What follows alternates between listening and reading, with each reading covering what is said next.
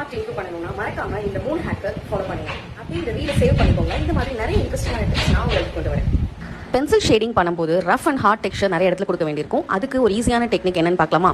இதுக்கு மெக்கானிக்கல் பென்சிலை டிப்பில் லெட் இல்லாமல் யூஸ் பண்ணி நான் ஃபர்ஸ்ட் வந்து எந்த சர்ஃபேஸில் டெக்ஸ்சர் கொடுக்க போகிறோமோ அதில் நிறைய சின்ன சின்ன லைன்ஸ் கர்வ்ஸ் அப்படின்னு அந்த டெக்ஸ்சருக்கு ஏற்ற மாதிரி வரைஞ்சிட்டு அது மேலே பென்சில் ஷேடிங் கொடுக்குறோம் அப்படின்னா ஈஸியாக சூப்பராக அந்த டெக்ஸ்சர் அழகாக வரும்.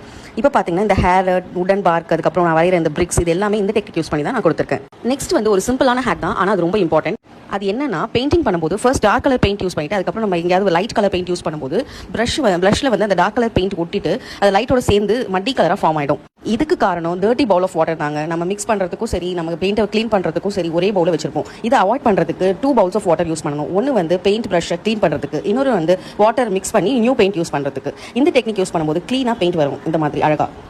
Hack number 3, masking tape use பண்ணுறப்போ நம்ம எப்போவுமே க்ளீன் எஜஸ் வரதுக்கு தான் மாஸ்கிங் டேப் யூஸ் பண்ணுறோம். ஆனால் சம்டைம்ஸ் அதுவே வந்து சொதப்பிடும், இந்த மாதிரி பெயிண்ட் மெஸ்ஸி ஆகிடும், க்ளீன் எஜஸ் வராது. இதுக்கு காரணம் மாஸ்கிங் டேப்பில் உள்ள அதிகமான கம் தான்.